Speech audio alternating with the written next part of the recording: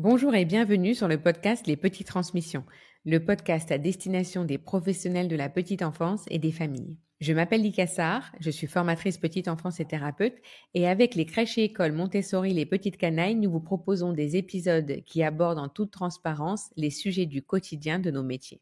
Aujourd'hui, nous abordons un sujet passionnant pour tous les professionnels de la petite enfance curieux de pédagogie. Nous allons aborder le sujet de la mise en place concrète de la pédagogie Montessori en crèche, avec un focus particulier sur l'importance du portage psychique et de la présence à soi.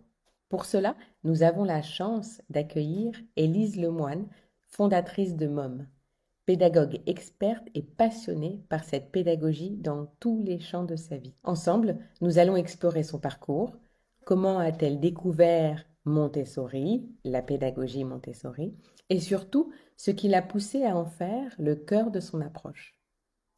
Dans cet épisode, Élise partage sa vision des spécificités de la pédagogie et les prérequis essentiels pour une application réussie en crèche. L'un des thèmes centraux, comme je vous le disais, de notre conversation sera l'importance de la présence et du portage psychique dans l'accompagnement des tout-petits. Pourquoi est-il si important pour les enfants de sentir notre pleine présence? Comment cette présence influence-t-elle leur sécurité affective et leur épanouissement? Et comment développer cette pleine présence au quotidien pour renforcer son sentiment de sécurité et son épanouissement? Si ce sujet vous parle, je vous invite également à écouter la deuxième partie de cet échange sur un autre podcast que j'anime personnellement, Être un parent. Nous y aborderons cette fois l'application de la pédagogie Montessori dans le cadre familial. Vous y retrouverez des conseils pratiques pour intégrer cette pédagogie au quotidien, même en dehors des murs d'une structure d'accueil. Allez, sans plus attendre, plongeons dans cette conversation enrichissante avec Élise. Petite commission.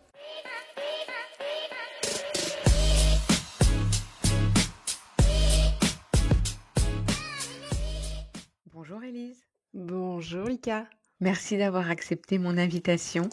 Je suis très contente de pouvoir avoir ces échanges avec toi en présence de nos auditeurs et auditrices parce que en off, j'ai pu te découvrir et découvrir beaucoup de points qu'on a en commun sur des préoccupations de l'enfant et aussi de son développement à soi.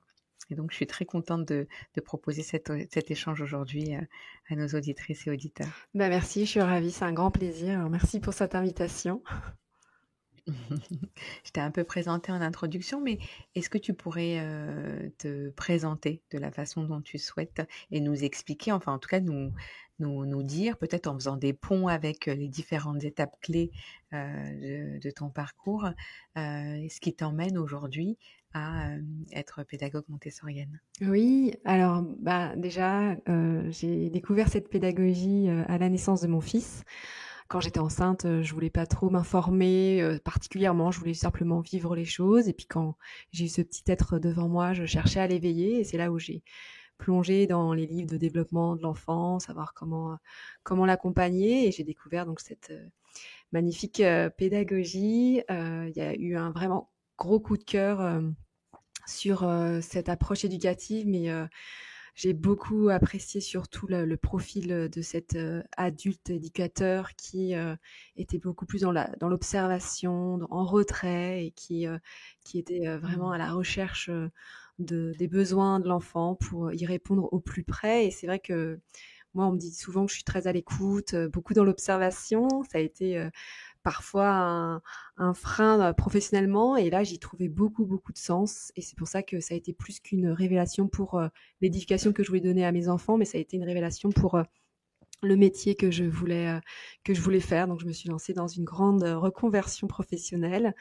J'ai travaillé en école Montessori, j'ai accompagné des enfants, je les ai vus grandir, vraiment se transformer, mais j'avais toujours un petit œil sur le parent qui était là à l'entrée de l'école et qui se posait 1000 questions. Je me suis reconnue dans cette jeune maman qui parfois se sentait débordée. Je me suis dit, c'est cette maman que je veux accompagner, parce que ce petit garçon-là qui n'arrive pas parfois à se lancer.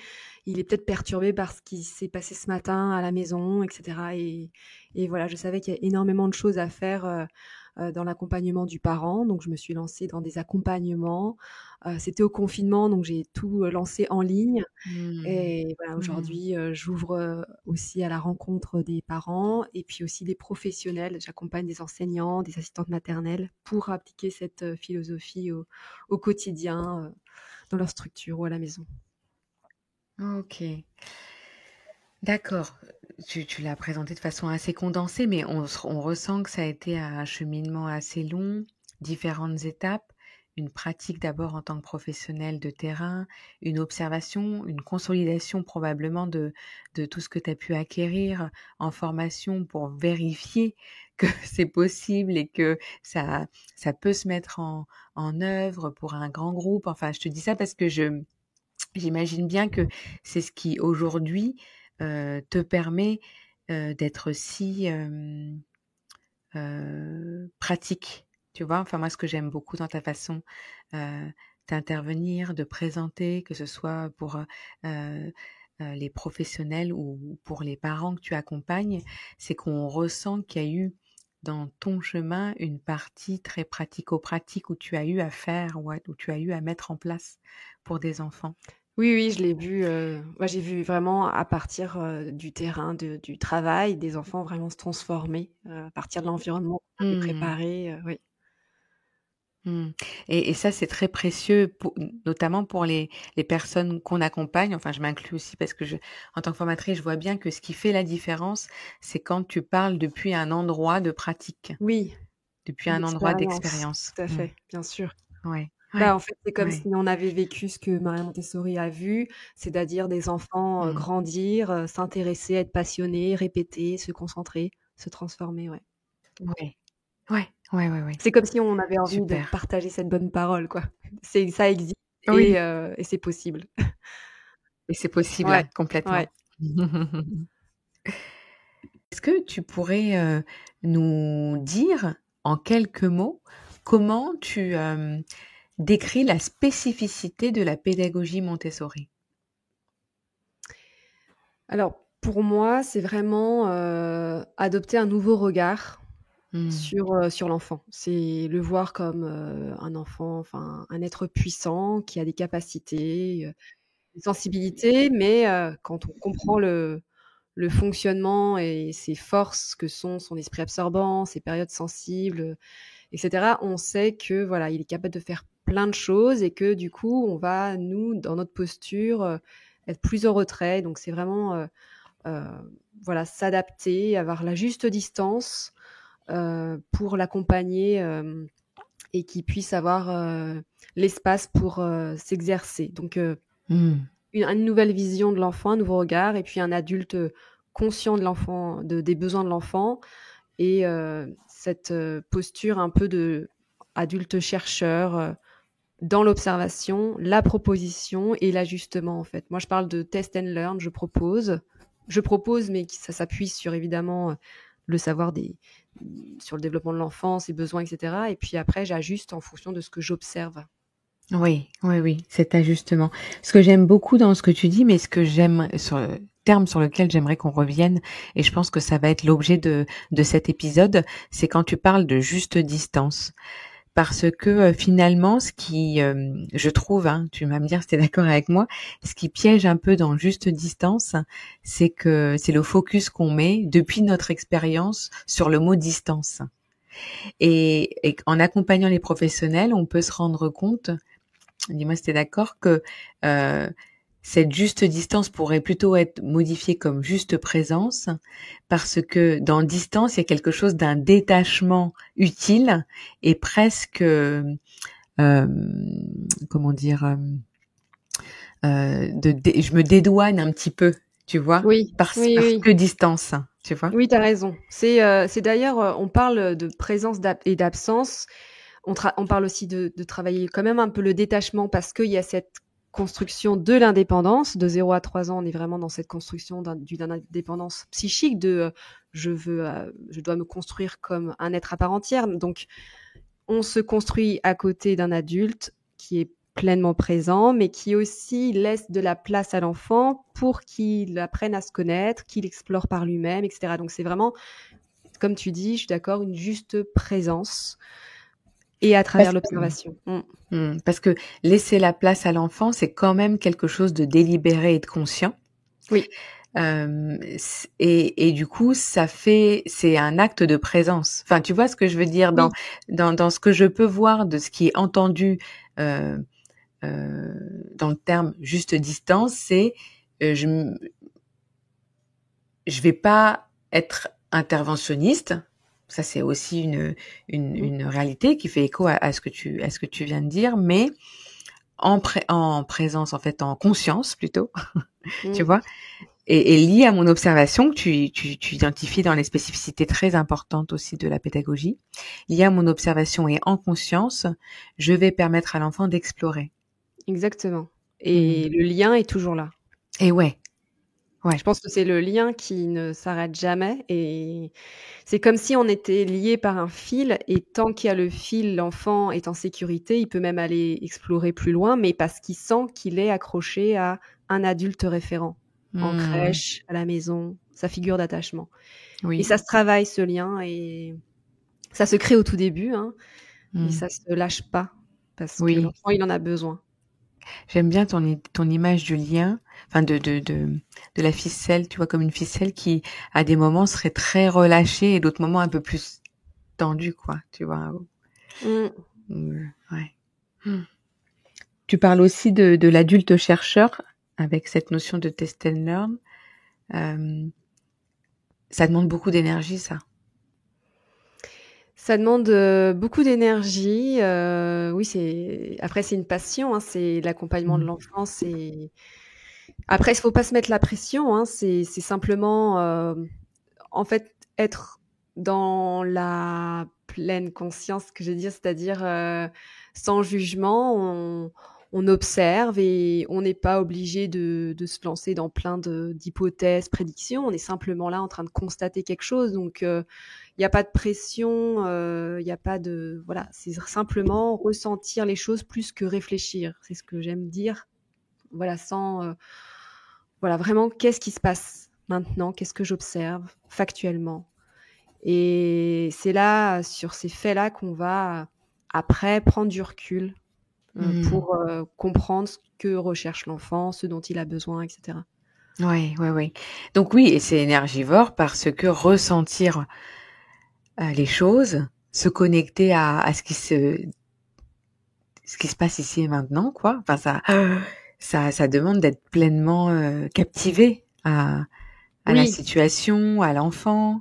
Alors, il y a différents types d'observations. On peut être simplement, voilà, on peut avoir une observation continue de l'enfant dans son mouvement, dans ce qu'il fait, dans ses interactions. Après, on peut se faire des temps on peut se faire des temps vraiment de focus sur avoir une observation vraiment proche, hein, focus sur ce qu'il fait et on observe quelque chose, voilà, l'activité de l'enfant, son mouvement, etc. Enfin, il y a différents types de focales, on va dire, dans une observation et donc différents types d'énergie parce que faut pas non plus, voilà. Parce que aussi, il faut savoir que l'enfant, il le sent, ça. Donc, s'il sent qu'on est sans cesse en constante observation, il sent aussi une pression, des attentes, qu'il est observé. Et certains enfants peuvent arrêter toute activité, aller à l'encontre de ce qu'on veut, parce que justement, ils sentent vers quoi on veut les amener. Or, un enfant veut de la liberté.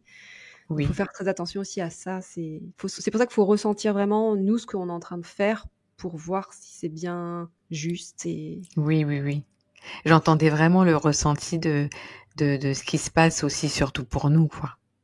Exactement.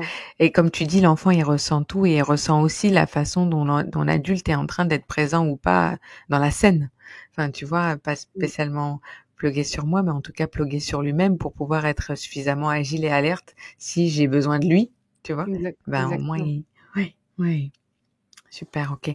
Et alors, je te demande tout ça parce que vraiment, ce que j'aimerais explorer avec toi, c'est le portage, l'impact du portage psychique, tu vois, la façon dont finalement l'importance, en tout cas, de la posture de l'adulte pour l'application de cette pédagogie que tu nommes aussi philosophie. C'est quoi, selon toi, quels sont selon toi, au-delà de ça, les prérequis pour l'installation de ce type de pédagogie, de la pédagogie Montessori dans une structure d'accueil collective?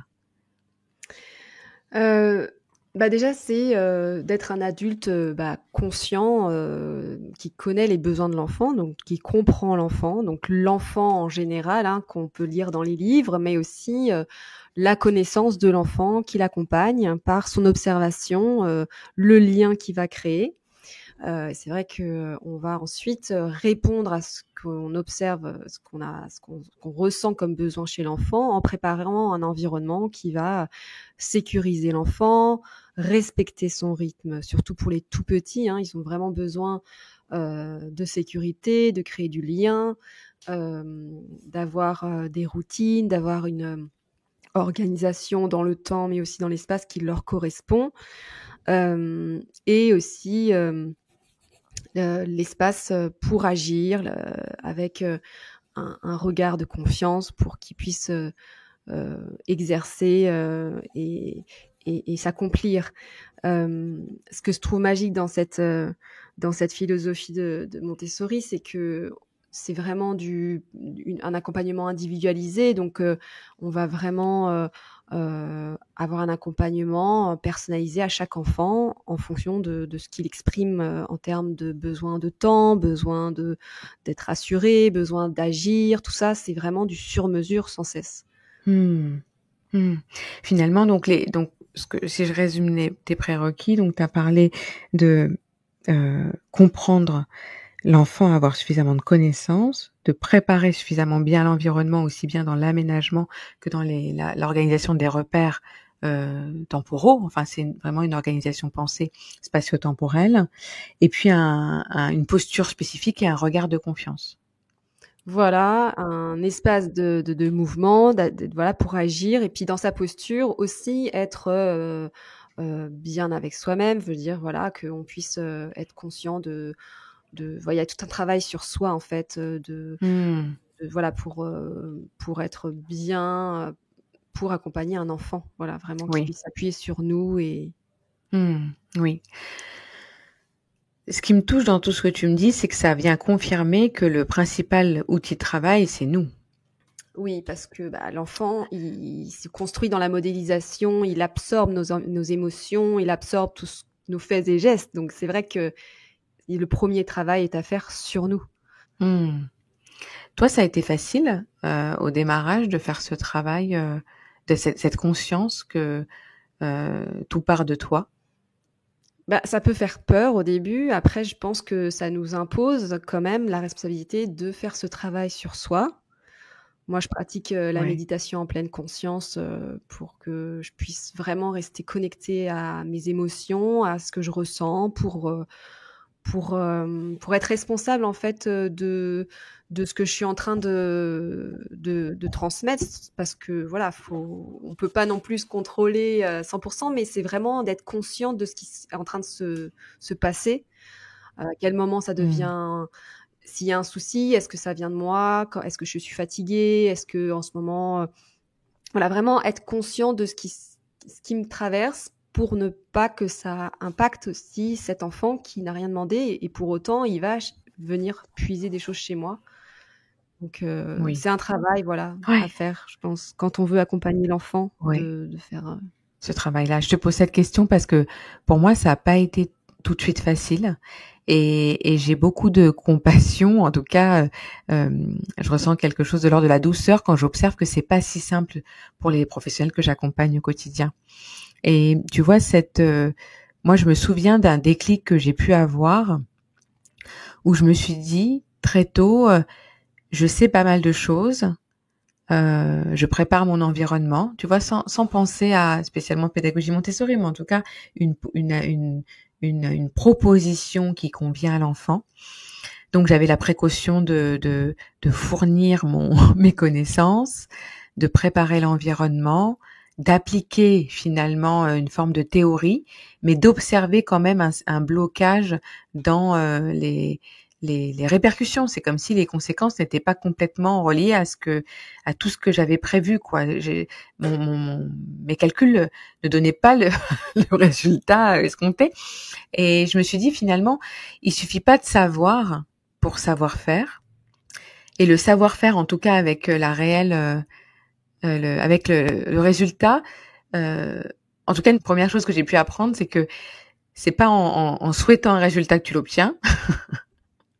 Et puis aussi, faut que ça passe par toi et ta façon de pouvoir, comme tu dis, te prendre en responsable. J'aime bien ce que tu dis, tu vois, de se sentir responsable. C'est pas Non. coupable, mais c'est responsable de ce que tu proposes, avec les hauts et les bas, quoi. Enfin, avec les imperfections. Exactement. Oui, oui, oui.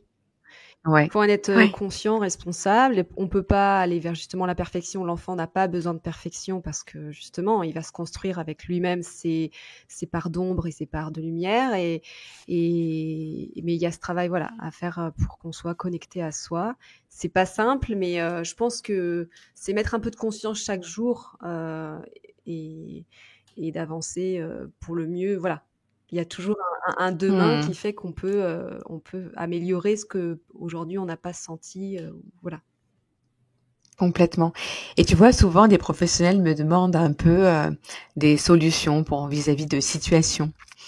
Et je vais chercher un exemple pour que ce soit concret, mais tu vois, par exemple, une professionnelle qui me dit là, j'ai un souci parce que avec ce groupe d'enfants, le temps du repas, par exemple, se passe pas bien. On a l'impression qu'ils se saisissent pas des propositions comme on voudrait. Enfin, c'est un peu cata. Ok. Donc on réfléchit ensemble, on réfléchit à la posture, à la verbalisation, à la hauteur de la voix, à la proposition, à l'individualisation de la relation, etc. Et ça demande beaucoup d'énergie de présence, tu vois, d'analyse, d'ajustement, la juste présence, tu vois. Et puis je la revois quelques mois après, elle me dit non mais ça va toujours pas. Et puis moi je l'ai observée entre-temps et je lui dis mais est-ce que tu t'es questionné sur toi, comment, et c'était pour toi à ce moment-là, les émotions qui te traversent, tout ce travail qu'on a envisagé. Donc la relation à l'enfant, plus individuelle, le ton, l'ajustement du ton.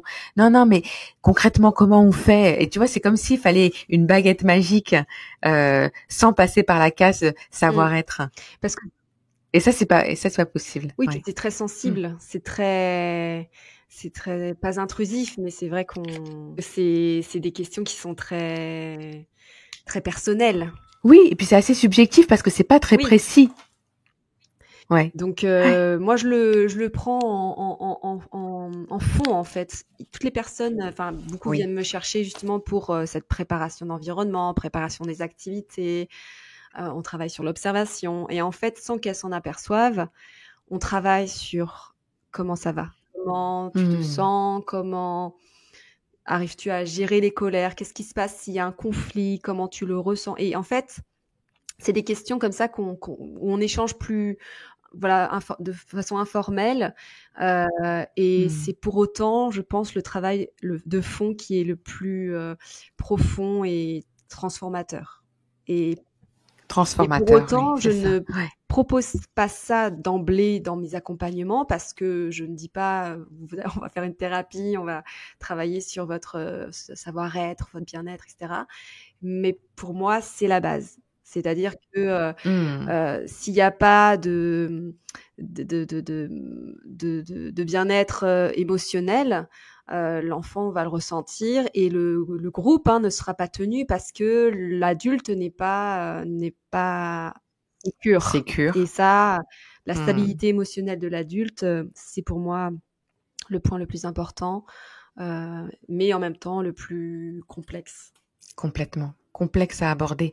Et c'est vrai que des fois on perd confiance au fait que l'enfant capte très fort cette partie de nous. Enfin, tu vois, celle que parfois on ne dit pas, on n'exprime pas parce qu'on ne conscientise pas. Et lui-même, lui-même ne va pas nous le dire.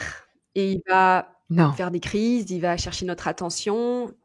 J'ai des gens qui me disent mais elle me lâche pas, elle veut pas travailler, elle est tout le temps collée à moi. Mais je lui dis: «Mais comment tu te sens?» Et c'est vrai qu'en ce moment, ça va pas bien, mais elle le sent et elle ne te lâchera pas tant que elle ne se sera pas rassurée. Elle peut pas te Mais oui, lâcher et en fait, l'enfant va pas le verbaliser clairement, mais par contre, voilà, le désordre, les conflits, les cris, les «crises» entre guillemets peuvent venir parce que l'enfant, il oui. se sent insécure face à un adulte qui est peut-être parfois un peu perturbé par ce qu'il vit et voilà, c'est pas évident. Complètement. Et tu sais, moi, des fois, j'ai des professionnels qui me disent, bon, ben, avec cet enfant, c'est compliqué, mais ça doit être parce qu'à la maison, ça doit pas être si facile. Il doit traverser des choses pas faciles à la maison. Et effectivement, il y a une part de possible en ça, mais des fois, en tant que professionnel, on oublie que l'enfant, quand même, pour peu qu'il vienne 5 jours par semaine pendant 10 heures, ça représente quand même un volume de temps d'éveil assez important. Et puis, si sur la structure, il y a, je sais pas moi, un problème de turnover ou bien des professionnels qui vivent des choses assez compliquées dans leur vie personnelle ou bien alors en lien avec la cohésion d'équipe, eh ben, on peut imaginer que cet enfant, il est fait aussi éponge de ce qui se passe pendant 5 heures, Mmh. 50 heures de son temps d'éveil par semaine, quoi. Exactement. Il y a tout Mmh. le contexte, énormément de facteurs Mmh. dans la stabilité et d'ailleurs Ouais. quand on observe, on prend toute cette, dimension-là, quoi. Oui, ouais, ouais. Tu as répondu un peu à une question que je me posais, c'est comment développer, comment amener les professionnels à prendre conscience de sensibilité, de cette juste présence, de cette, oui, de cette capacité à se responsabiliser, tu vois, au quotidien dans la façon dont on va proposer cette pédagogie. Est-ce que tu t'as parlé de ton outil de la pleine conscience qui est aussi le mien, puisque étant instructrice de pleine conscience, de manière dissimulée aussi parfois, heu, mais quand même de plus en plus, affichée et je pense que, aujourd'hui on m'appelle aussi pour cette spécificité-là, mais, de pouvoir, être dans une pratique, active et consciente du regard, sur soi. Est-ce que tu as d'autres tips? Est-ce que tu as, depuis ton expérience, remarqué, des choses qui pouvaient permettre à chaque professionnel de développer cette partie-là? Hem, Bah, moi ce que je fais, c'est des temps de voilà, c'est ça, c'est des temps de pause en fait pour essayer de me connecter à mes émotions et mon corps. Ça peut être aussi, écrire ce qui m'embrouille dans ma tête pour le sortir et que voilà, il soit posé et plus clair que, dans ma tête. Bon, voilà, faut trouver des petites techniques pour, être dans le mouvement, marcher, fait qu'on arrive à y voir un peu plus clair, heu, ouais, faut trouver Mmh. sa méthode, se connecter à ses Mmh. À émotions et soi, en quoi. général, Ouais. c'est quand même, prendre du recul, donc soit s'isoler, ralentir, voilà, des Mmh. temps, calmes. Mmh. Mmh. Ouais. J'aime beaucoup aussi, oui, ta proposition de le fait d'écrire. En fait, c'est vrai que le fait d'exprimer en fonction de ce qui traverse plus ou moins à l'enfant, mais au moins à ses collègues. C'est vrai qu'en collectivité, en structure d'accueil, il y a la chance d'avoir cette, possible équipe autour et on remarque que la communication, quand elle est institutionnalisée, en tout cas quand elle est, permise de manière systématique, tu vois? Institutionnelle, systématique, voulue, imposée, tu vois? Enfin, quand je dis imposée, c'est-à-dire que quel que soit ce qui peut se passer, sur la crèche, le mois prochain, on aura la possibilité de se rencontrer deux, Mmh. trois fois sur des Ouais, réunions et c'est comme ça et même si, avant que le ciel nous tombe sur la tête, on ça le c'est fera. super. Mmh. Hem et je trouve que ce qui ce qui gagne, enfin, ce qui apporte beaucoup aux équipes, c'est non seulement d'avoir ces espaces de communication, mais au moins de savoir que la communication est d'or et que dans l'institution, elle est très importante. En tout cas, ces lieux-là sont préservés et quasiment imposés, Mmh. quoi. Oui, oui, ouais. J'aime pas trop le mot imposer quand je le prononce parce on peut pas forcer à exprimer, mais en tout Planifier. cas, on sait qu'on a un espace, un lieu, voilà, Mmh. planifié. Ouais, ouais, Oui, c'est très important d'avoir un espace heu, pour partager ce qu'on ouais. vit et avancer dans ses réflexions, ses recherches, comme on dit quand on se Et oui, mmh. oui.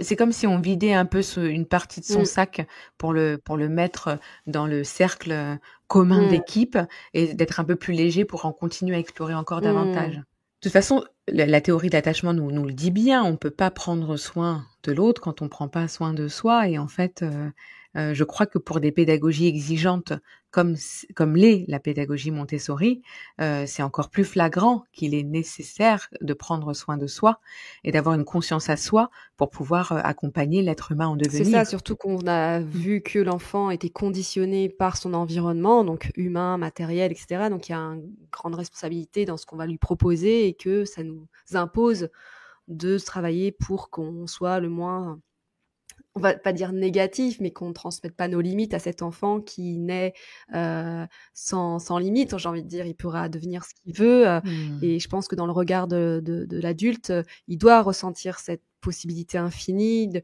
ce potentiel qui est là et qui n'attend qu'être relevé. Et s'il a un adulte qui a des peurs, qui a des croyances, qui a peur pour l'enfant, et du coup qui lui met quelque part une limite, ça peut freiner son développement. Donc vraiment avoir Mmh. confiance dans l'enfant, essayer de voir toujours le positif, essayer toujours de parce que voilà, quand il y a énormément de choses qui se passent entre 0-6 ans, surtout 0-3 ans, dans le développement des crises, des conflits, des régressions, ça peut être que des choses négatives. Mais quand on est conscient du développement de l'enfant, que ce sont des passages normaux, des erreurs sur le chemin de la réussite, ça nous aide à relativiser, ça nous aide à dire que cet enfant, il est en pleine croissance. Et tout ça, ça aide à voir que tout va bien. Et c'est vrai que parfois, Mmh. dans notre quotidien, on peut être amené à focaliser sur le négatif. Et je pense que il faut faire ces temps de refresh, là, de conscience pour revenir à qu'est-ce qui se passe là et tout va bien et on avance et on a confiance et ça, c'est des cycles, c'est des phases pour Mmh. mieux grandir, et cetera. Et je pense que c'est vraiment la posture à avoir, cet œil d'amour, de confiance, de lien, et puis des encouragements. Voilà, c'est vraiment ça on doit porter l'enfant dans son développement. Complètement. C'est digne de phrases de conclusion. Oui, je suis très touchée par ton discours parce que c'est effectivement celui autour duquel on aimerait rassembler la communauté éducative, qui s'attelle au quotidien à prendre soin de l'enfant, qui s'attelle à cette mission qui a un réel impact sociétal, selon moi. Et ça passe par le soin du regard et la bienveillance dans la relation. Mmh. C'est ça. Ouais. Merci beaucoup Élise pour cet épisode, ce premier épisode, j'espère d'une longue série avec toi. Est-ce que tu peux nous dire où est-ce qu'on peut te trouver pour suivre ton actualité et puis pour prendre contact éventuellement avec toi? Oui, eh bien, je suis très active sur Instagram. J'ai un compte, donc c'est môme.fr et mon site où on peut trouver donc des informations sur mes accompagnements, mais aussi plein d'articles qui sont autour de Montessori, hein, tout ce qui va gravir autour pour accompagner l'enfant sur le site môme.fr.